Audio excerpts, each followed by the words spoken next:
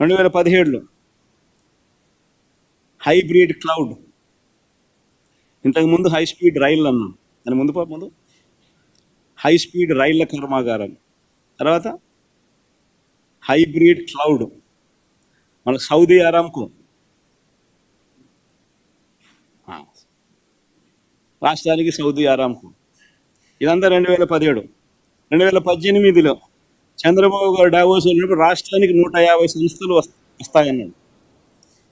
అసలు క్వశ్చన్ మార్కులు ఏమి ఉండవు, అన్నీ దాన్ని కనీసం క్వశ్చన్ మార్కులన్నా ఉండవు. ఎక్కడైనా గమనించినా లేదో మీరు, అన్నీ కన్ఫర్మ్ న్యూస్. రాష్ట్రానికి 150 సంస్థలు, రాష్ట్రానికి ఎయిర్ బస్,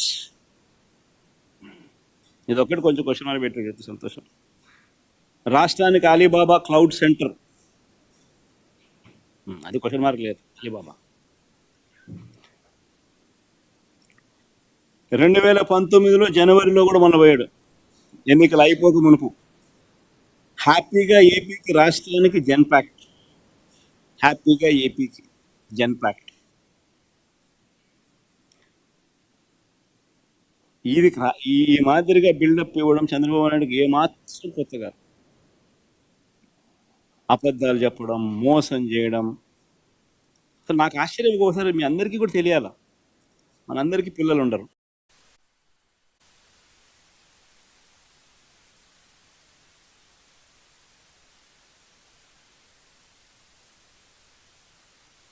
అన్న రాలేకపోతాను, వచ్చేసి కూర్చో.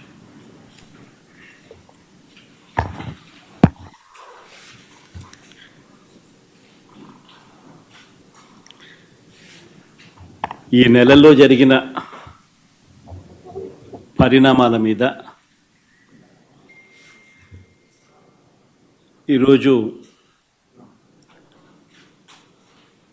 ఈ ప్రెస్ మీట్, వాటికి సంబంధించిన పలు అంశాల మీద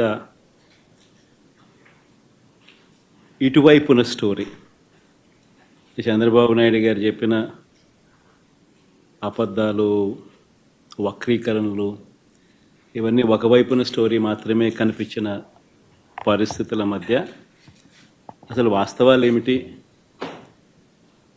ఆ వాస్తవాలకు సంబంధించిన సాక్ష్యాలు, ఆధారాలతో సహా ఇటువైపున నాణ్యానికి రెండో వైపున ప్రజెంటేషన్ చేసే కార్యక్రమం ఈరోజు జరుగుతూ ఉంది. కూర్చోను, కూర్చో, ఇద్దరు కూర్చో, లేయాలి చెప్తున్నాను.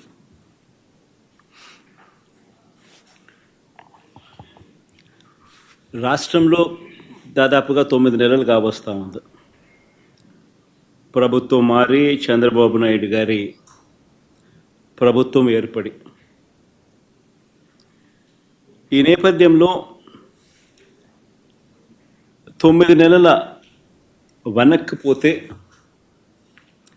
ఎన్నికలకు ముందు చంద్రబాబు గారి నోట మాట ఏమిటి అని అంటే, బాబు షూరిటీ భవిష్యత్ గ్యారంటీ అని చెప్పి చంద్రబాబు నాయుడు గారి నోట వినిపించే ఒక కామన్ ఫ్రేజ్.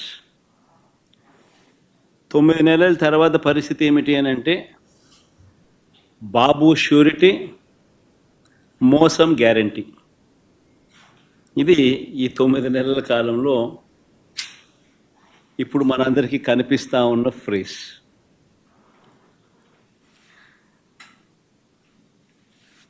చంద్రబాబు నాయుడు గారు ఎన్నికల వేళ చెప్పిన ప్రతి మాట, ఆ మేనిఫెస్టో అంటూ తాను రిలీజ్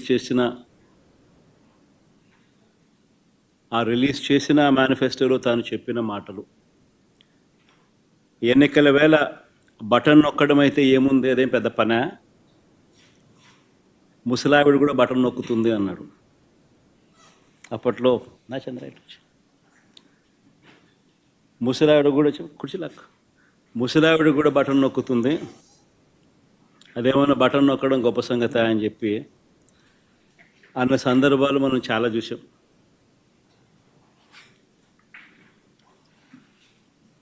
అంతటితో ఆగిపోకుండా సూపర్ 6 అన్నాడు, సూపర్ 7 అన్నాడు.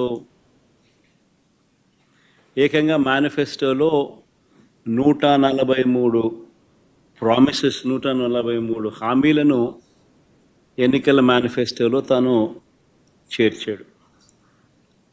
ఇంటింటికి దాన్ని ప్రచారం చేశాడు. ఎన్నికల వేళ చంద్రబాబు నాయుడు గారు ఆయన పార్టీ ఎమ్మెల్యేలను పార్టీ కార్యకర్తలను ఆయన చంద్రబాబు నాయుడు గారు ప్రతి ఇంటికి పంపించేటప్పుడు ఆ ఇంటికి వెళ్ళి ఆ ఇంట్లో చంద్రబాబు నాయుడు గారు మన మాటలు బహుశా ఎప్పటికీ కూడా ఎవరు కూడా మర్చిపోరేమో.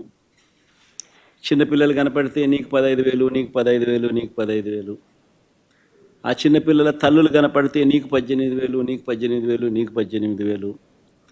ఆ తల్లులు, ఆ పిన్నమ్మలు, ఆ తల్లుల అత్తలు, వాళ్ళ అమ్మమ్మలు, అంటే ఆ అమ్మలు, ఆ తల్లుల అత్తలు, వాళ్ళు కనపడితే మీకు 50 ఏళ్ళు నిండాయి కదా, మీకు 48,000, నీకు 48,000, నీకు 48,000, నీకు 48,000. ఇంట్లో నుంచి 20 ఏళ్ళ పిల్లాడు బయటకు వస్తే నీకు 36,000, నీకు 36,000, నీకు 36,000. ఇంట్లో నుంచి రైతు కనిపిస్తే, కండువా వేసుకుని రైతు కనిపిస్తే నీకు 20,000, నీకు 20,000, నీకు 20,000. ఇది రొటీన్గా మనకు వినిపించిన మాటలు ఎన్నికలప్పుడు. ఈనాడు చూసినా, ఆంధ్రజ్యోతి చూసినా, TV5 చూసినా, వాళ్ళ ఇళ్ళట్లో నుంచి వచ్చే మాటలు విన్నా, ప్రతి ఇంట్లో రొటీన్గా కూడా ఇవన్నీ కూడా మనకు వినిపించే మాటలు. ఇవే కాకుండా ఈ హామీలన్నిటికీ గ్యారంటీ ఇదిగో బాండ్లు అని చెప్పించారు. బాండ్లు, హామీలకు గ్యారంటీ అంటూ ఇంటింటికి బాండ్లు కూడా పంచారు. అమలు చేయలేకపోతే ఏమన్నారు? అమలు చేయలేకపోతే చొక్కా పట్టుకోండి అన్నారు. అమలు చేయలేకపోతే చొక్కా పట్టుకుని నిలదీయండి అని కూడా అన్నారు. ఇప్పుడు వీరిచ్చిన బాండ్లు ఏమైనాయి? ఇప్పుడు వీరు చెప్పిన మేనిఫెస్టో హామీలు ఏమైనాయి? వీరు పంచిన పాంఫ్లెట్స్ ఏమైనాయి? ఎవరి చొక్కా పట్టుకోవాలి? ఈ 9 నెలల కాలంలో చంద్రబాబు నాయుడు గారి పాలనలో మనం చూస్తూ ఉన్నది ఇది. మరోవైపున చూస్తే రాష్ట్రానికి సంబంధించిన అప్పులు కేవలం ఈ 9 నెలల కాలంలోనే రికార్డులు బద్దలు కొట్టేసి, బహుశా ఎప్పుడు కూడా ఏ ప్రభుత్వము కూడా ఈ స్థాయిలో అప్పులు చేసిన పరిస్థితులు బహుశా దాఖలాలు ఎప్పుడు కూడా లేవు. ఆ స్థాయిలో రికార్డులు బద్దలు కొట్టేశారు. 9 నెలల కాలంలోనే బడ్జెటరీ అప్పులే,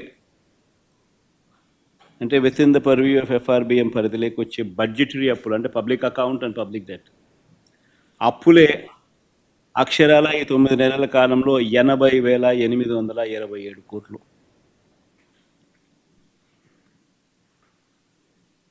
ఇవి కాక ఈ 9 నెలల్లోనే అమరావతి పేరు చెప్పి ఇప్పటికే తెచ్చిన అప్పులు, తేబోతున్న అప్పులు, ఈ రెండు మరో 52,000 కోట్లు.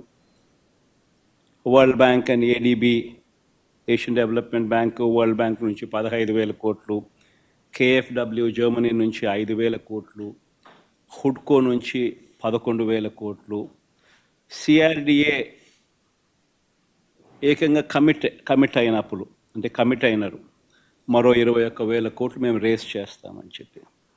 సో చేసిన అప్పులు, చేయబోతా ఉన్న అప్పులు, రాజధాని పేరు చెప్పి మరో 52,000 కోట్లు. ఇవి కాక మార్క్ఫెడ్, సివిల్ సప్లైస్ కార్పొరేషన్ల ద్వారా మరో 8,000 కోట్లు, APMDC ద్వారా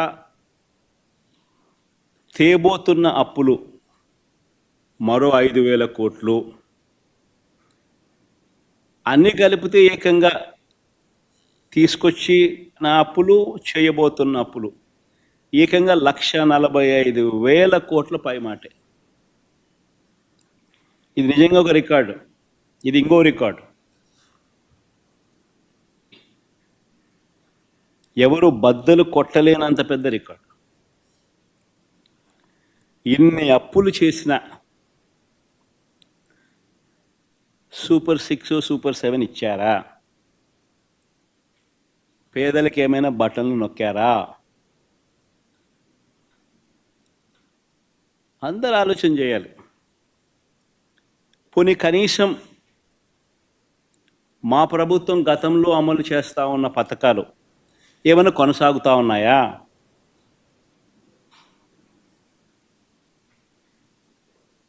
సూపర్ 6 లేదు, సూపర్ 7 లేదు. మా ప్రభుత్వం అమలు చేస్తూ ఉన్న గతంలో అమలు చేస్తూ ఉన్న పథకాలు పిల్లల చదువులకు అవసరమైన పిల్లల చదువులను ప్రోత్సహిస్తూ, ఆ తల్లులను ప్రోత్సహిస్తూ, ఆ పిల్లల చదువుల కోసం ఆ తల్లుల కోసం ఇస్తూ ఉన్న అమ్మఒడి పాయే, రైతన్నలకు తోడుగా నిలబడే రైతు భరోసా పథకం పాయే, వసతి దీవెన పాయే,